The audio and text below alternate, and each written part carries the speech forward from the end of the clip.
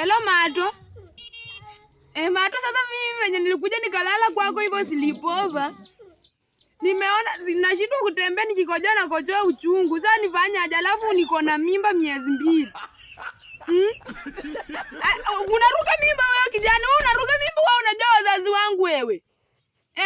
Mimi mimba yangu huwezi ukaruka. Unajua tu wazazi wangu wakijua na Monday ni shule. Nitafanya aje?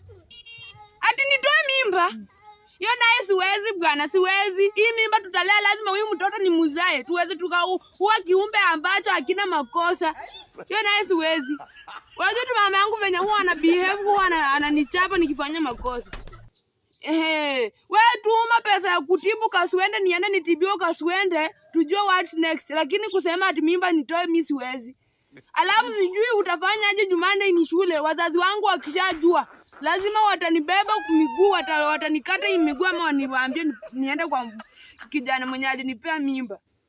Wewe jipange bwana, mimi mambo mimi siwezi. Mimi sitaki kujua bwana. Wewe unajua mama yangu anaweza niua tu hapa. Hata nimejificha tu bwana. Nimejificha kwa mahindi, mimi hata sijui nitaficha wapi sura yangu. Ulikuwa unanidanganya ati mimi ndo Uko unasema nini? Uko unasema nini? Nimekuwa naongea na classmate wangu. Wewe Jumatatu shule. Uko unasema nini? Nimesikia nini? Mimi sijaongea kitu mbaya mama. Jumatatu shule uko unasema una mimba? Mimi sina mimba. Hata uko na Kaswende? Sina Kaswende. Nani alikupea?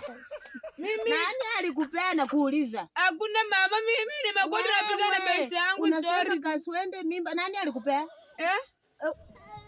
Yaani tafuta huyo kijana haraka, umwambie nataka nimuone haraka.